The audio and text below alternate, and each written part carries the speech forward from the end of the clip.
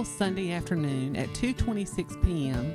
on August the 9th, 2009, a beautiful little baby girl named Scarlett Renee Fountain made her arrival into this world. She immediately melted the hearts of everyone she came in contact with.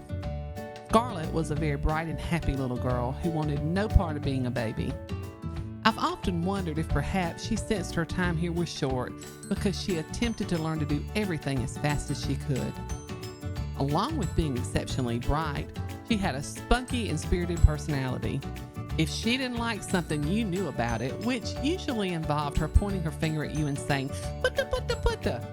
Now, I don't know what that word meant, but I do know the person she was saying it to had upset her, and she was about to tell them off as only she could. Scarlett enjoyed playing with her baby dolls, watching Mickey Mouse Clubhouse, dancing and twirling and hosting imaginary tea parties for her family, and weekend visits with my husband and I, which she fondly called memes and pops. Everything appeared to be going well for Scarlett until March of 2011, when she began to show signs of discomfort in her neck. Her pediatrician thought perhaps she had sprained a muscle and prescribed a regimen of physical therapy, which she was to begin on Monday, April the 11th. On Saturday, April the 9th, while having her weekend sleepover with my husband and I, Scarlett began to run a high fever and was taken to Columbus Regional Hospital. There, a CT scan was performed, and we learned the heart-wrenching news that would change our lives forever. Scarlett had a mass in her neck, and the doctors had no idea how to biopsy it due to its delicate location. It was recommended that she be transported to a children's hospital, and several hours later, Scarlett was transported via ambulance to Children's Healthcare of Atlanta, Eggleston. Over the course of several days, various tests along with a biopsy was performed, and the news we feared worse was confirmed. The tumor was malignant.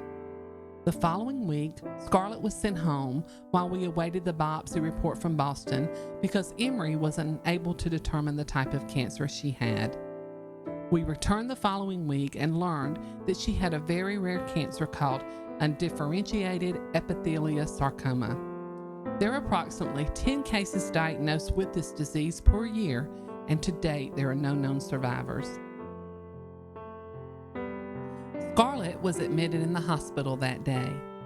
Despite the many efforts made by the wonderful staff at Eggleston to save this precious 21-month-old baby's life, our sweet Scarlett made her journey to her eternal home in heaven on Friday, May the 13th, 2011 at 9:45 p.m. I'll never forget the day we returned to Eggleston to hear the results of her biopsy. We were walking from the clinic to the Aflac cancer floor where Scarlett had been when we first arrived at Eggleston. In true Miss Priss fashion, Scarlett insisted on walking by herself, and in fact, she bravely led the way behind the nurse down the long corridors that led to the Aflac cancer floor. She was sporting a darling seersucker dress and sandals. Little did we know that would be her last walk. Upon our arrival to the Aflac floor, Scarlett was immediately greeted by one of our favorite nurses who always referred to her in her best Southern voice as Miss Scarlett. She looked at Scarlett and said, "Well, Miss Scarlett, I wasn't expecting to see you back so soon." Scarlett looked at her, pointed her left index finger, and in a sweet but firm tone replied, "No."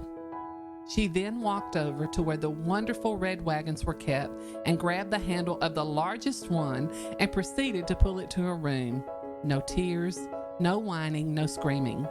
These wagons were used to take her for a ride around the facility and the beautiful gardens where she loved to sport her sunglasses and occasionally feed herself some yummy chocolate pudding, which usually resulted in getting more in her face and gown than in her tummy.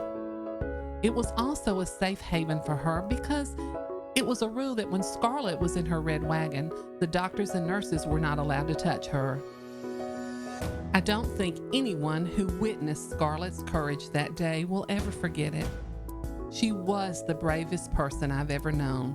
She taught me how to have courage when I don't understand what is happening around me and to grab onto my red wagon as tightly as I can and make the best of things. A few months after Scarlett's passing, I shared with my husband Mark that God had placed a desire in my heart to pack care bags for families at Eggleston that contain personal care items, journals, and Bibles. Mark said to me that if that was something God desired for me to do, then he would provide a way to facilitate it. And he did. To date, with the help of our friends and family members, we have provided over 500 gift bags to Eggleston and our local Ronald McDonald House collectively, as well as over 100 baby blankets and over 500 additional journals and pens. In September of 2015, Scarletts Closet became an official nonprofit, and God has continued to bless this ministry. We have also been able to help some families both financially, emotionally, and spiritually. On the days that I struggle with the whys of Scarlett's passing, I'm reminded of the words of a dear pastor friend who came to visit us the morning after Scarlett's passing. He said, "We are all born with a purpose. Scarlett fulfilled hers in 21 short months. You are still here, so you still have a purpose." I also reflect back to the story of Scarlett and the red wagon. She didn't understand what was going on, but she held onto that big red wagon with confidence.